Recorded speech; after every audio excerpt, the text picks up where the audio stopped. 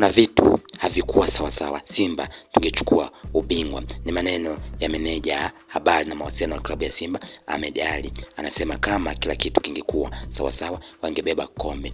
Kuhusu kurejea Dar es Salaam, aliweza kuzungumza hayo yote na kusema kwamba hawalejei kinyonge, tunakwenda kutikisa jiji la Dar es Salaam kwa mafanikio tuliyopata. Kwa mjibu wa Ahmed Ally, anadai kwamba kuna vitu ambavyo havikuwa sawasawa kwenye huo mchezo wa fainali na ndio maana wakaweza kupoteza. Lakini hata hivyo shabiki wa Simba sijisikie kinyonge kwa kuwa kuna timu ambazo ziliishia katikati na nyingine mwanzoni kabisa, lakini wao wameweza kufika fainali na hata hapo walipofikia ni mafanikio makubwa, kwa kuwa light kama vitu vingekuwa sawasawa basi wao wangekuwa mabingwa pale Zanzibar na wangenyanyua kwa hapa kuchukua ubingwa huo. Lakini kuna vitu ambavyo vilikuwa haviko sawa toka mwanzoni mwa maandalizi ya mechi hiyo, kwa kuwa kuna vitu ambavyo havikwenda sawa na vitu vingine vilikuwa havielezeki ni nani ambaye ameweza kuviamua, hivyo ikawa ni ngumu kuweza kubeba. Light kama vitu vingekuwa sawa basi